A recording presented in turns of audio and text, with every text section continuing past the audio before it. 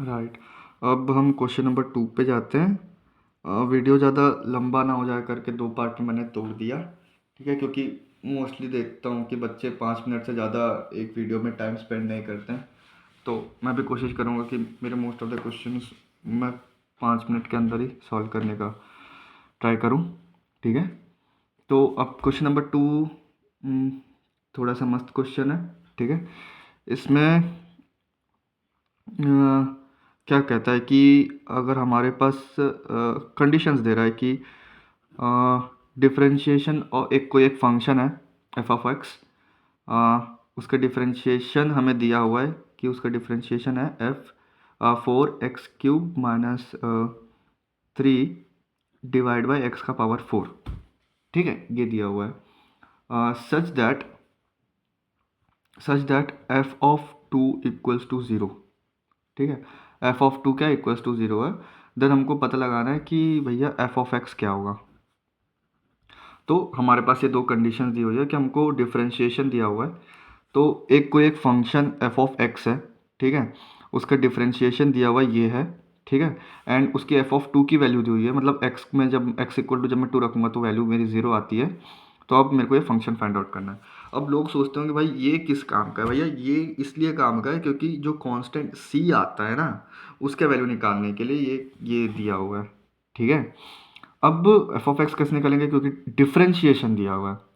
तो अगर मैं इसको इंटीग्रेट कर दूंगा तो क्या मेरे को एफ ऑफ एक्स मिल जाएगा? ऑफ कोर्स मिल जाएगा, ठीक है। तो इसी के लिए इसको हम लोग एंटी डेरिवेटिव भी कहते हैं कि अगर मेरे को एफ ऑफ एक्स पता लगाना है कि एफ ऑफ एक्स क्या होगा, तो which will be integration of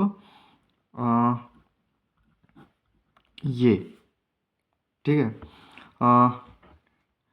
and which is equal to integration of जो उसका एक्सप्रेशन दिया हुआ है -3x⁴, ठीक है। इसको हम आगे सॉल्व करते हैं, काफ़ी सिंपल सा है।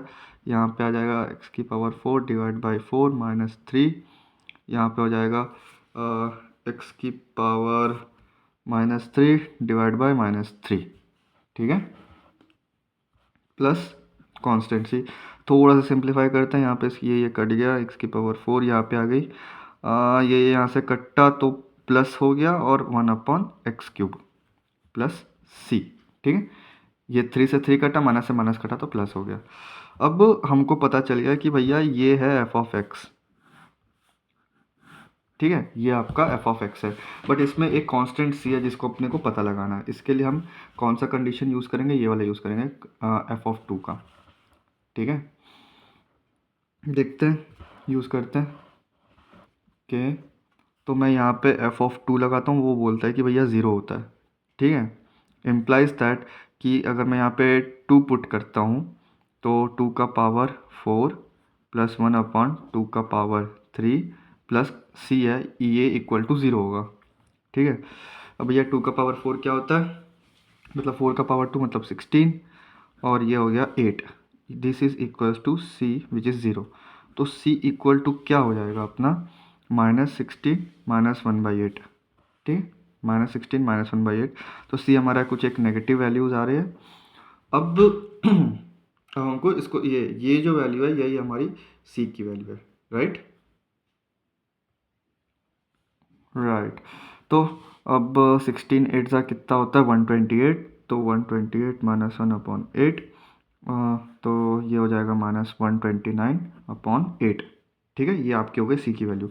तो ओवरऑल जो हमारा एफ ऑफ एक्स है वो हमारा निकल के क्या आया, x⁴ प्लस 1/x³, ठीक है, -129/8। So this is our F of X. अब ये क्योंकि मल्टीपल चॉइस क्वेश्चन था तो एंड सिंगल करेक्ट है। तो इसमें हम देखते हैं, मैच करने की कोशिश करते हैं। तो मुझे ऑप्शन ए दिख रहा है, राइट। तो हमारा ऑप्शन ए करेक्ट है, ठीक है, ऑप्शन ए इज़ करेक्ट, ठीक है। एक्चुअली मेरे पास अलग से बुक खुली हुई है, तो मैं बुक देख के आपको बता रहा हूँ, जो कि मैं यहाँ पे प्रेजेंट नहीं कर रहा। सो ठीक है। सो फॉर दिस क्वेश्चन जो हमारा 7 एक्सरसाइज 7.1 था, ठीक है, उसको हमने कंप्लीट कर लिया and this was our last question. Okay, thank you.